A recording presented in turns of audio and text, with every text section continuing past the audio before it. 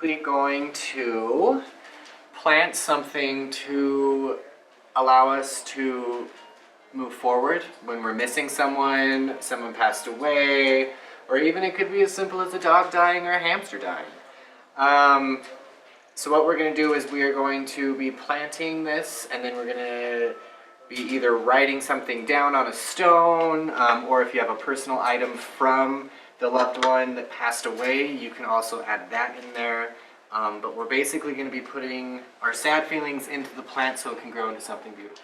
Number one, you always want to start out with rocks, so then that way we get a good draining thing. You want to help me put rocks in there? Just do them soft so that way we don't break the glass. I like to line mine around the bottom just so it kind of looks a little bit prettier too. Go ahead and do one. Any old river rocks will work. Any old river rocks. So if you want, you can grab whatever stones you want in there and then write whatever you want on there. The best way to do it, at least the best way I like to do it, is you can go ahead and start doodling. When it comes to grieving, sometimes you'll get items from said person. For example, my dad, when he passed away, I got a lot of his glasses, his watches, his rings, and it was a little bit of a struggle to keep those things with me because I didn't necessarily want to hold on to the idea that he passed away, but I didn't necessarily just want to toss them in the garbage. You know, it was more important to me than just doing that.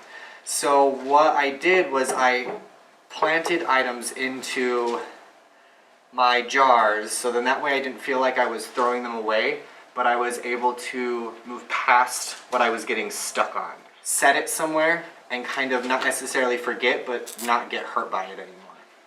So this can be whatever you want it to be. The way I like to do it too, I always like to put whatever the item is in the center.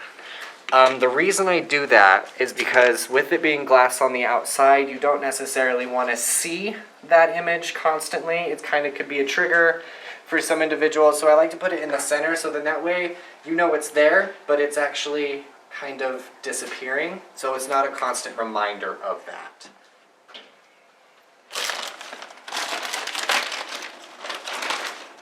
I'm going to just dump it. So we're just going to start filling up our little vase. And something important to make sure if you do get a vase to have a draining hole.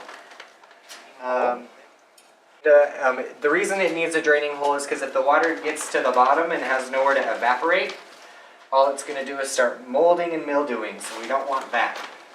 The rocks is honestly the best way to tell if you're overwatering. If you constantly see a lot of water sitting in the bottom, it means you're overwatering. You almost kind of want that water to get soaked up into the dirt and kind of go up until you rewater. So I'm filling it about halfway, so 3/4 of the jar. So then that way I will have room for my plant. So the trick is what I always do is I'll find the center of the plant, so then that way I can kind of hold it with my finger. We're going to tip the plant upside down above the jar, squeeze the bottom, then that way if there's any loose dirt it'll fall right into the jar. These little root structures down here, you do kind of want to break them up a little bit so then they have some other places to grow. You can see we got 3 plants here, so you know what I'm going to do? I'm going to flip, we're going to separate them out. Great idea. And that way they've got some more room to grow on the inside. Actually, that can be nutrients. It's weird because you think roots only suck up water, but all the nutrients in the dirt, it'll actually eventually start consuming all of that dirt. So we're going to get it in there. And I love how... We're going to kind of just fill her in. Okay, and it's okay if they're a little wobbly. You can kind of just tamp down the dirt, push it in there, get them fixed in place. Okay, with pieces, bud. And you can just fill it in so that way you don't see any of the dirt on top, okay? Go ahead.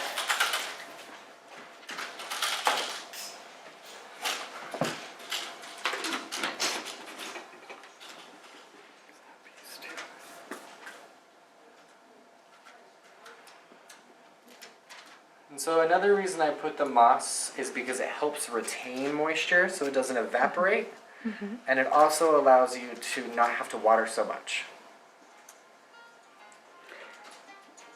And since we're doing succulents as well, since they do have a higher rate of getting overwatered, this plant will probably only need water maybe once a week to once every 2 weeks. Just kind of depends. The moss will get dried out and it'll feel crunchy when you touch it. But the biggest thing is just make sure you don't see any residual water just hanging out at the bottom before you water next. The moss it's called soil cover reindeer moss. It's 100% organic. You can buy this at Home Depot, Walmart.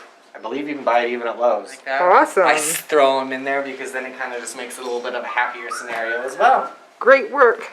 They're just and then see how you can see the water sitting on the bottom of those. So that's when I know I need to stop watering.